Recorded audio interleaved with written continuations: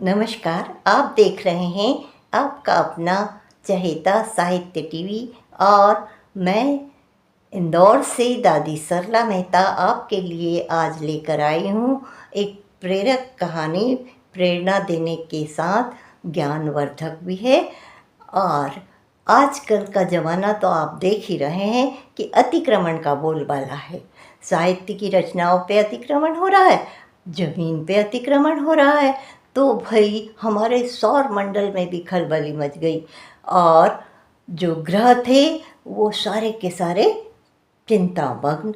बुध, शुक्र, मंगल, बृहस्पति, शनि और वरुण, ये सातों ग्रह बड़े ही चिंतित सोचने लगे, आपस में चर्चा करने लगे, कितना सूनापन है भाई, काश हम भी हमारी बहन पृथ्वी के समान आबाद होते, ब्रह्मांड की उसी पट्टी में स्थित होते जहाँ जल, थल और वायु पर्याप्त मात्रा में उपलब्ध है जीवन यापन के लिए।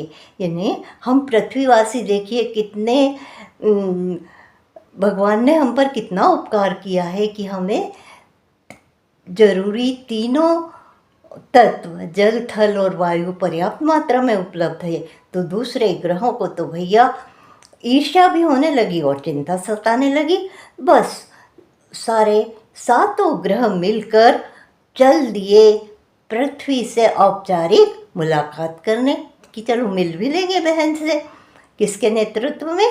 शुक्र और बुध के नेतृत्व में, क्योंकि ये दोनों जरा चतुर हैं। सारे ग्रह हतप्रभ।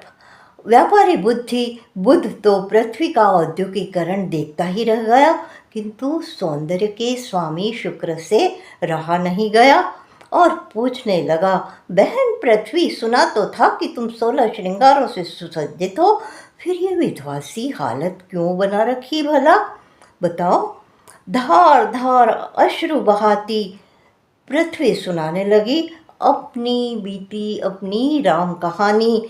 क्या बताऊं भाइयों, मेरे सारे श्रृंगार के साधन तो इतिहास बन गए हैं। मस्तक के ताज सारे हमारे जो हिमालय जैसे पर्वत, जैसे बड़े बड़े पर्वत पिघल रहे हैं और कलकलाती बहती नदियाँ कभी मेरे लंबे केश थी, सुरम्य घाटियाँ मेरी पायल और करधुनी, और जंगल, वन उपवन जंगल मेरी धानी चुनरियाँ। अब सातों ग्रह एक साथ चिल्ला पड़े, क्योंकि बहन की ये हालत उनसे देखी नहीं गई। किसने बनाई बहन तुम्हारी यह हालत? बताओ हमें, कौन है वह अत्याचारी?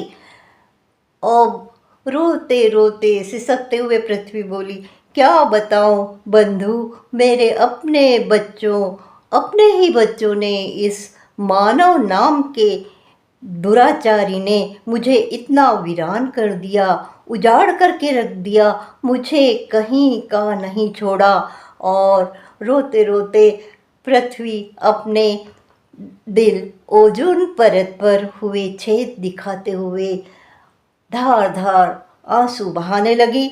यह सुनते ही भाई लाल मंगल तो भाई आग बबूला हो गया, दहशत में आ गया और बोला, उसे तो अब अपने ग्रह की चिंता लगने लगी।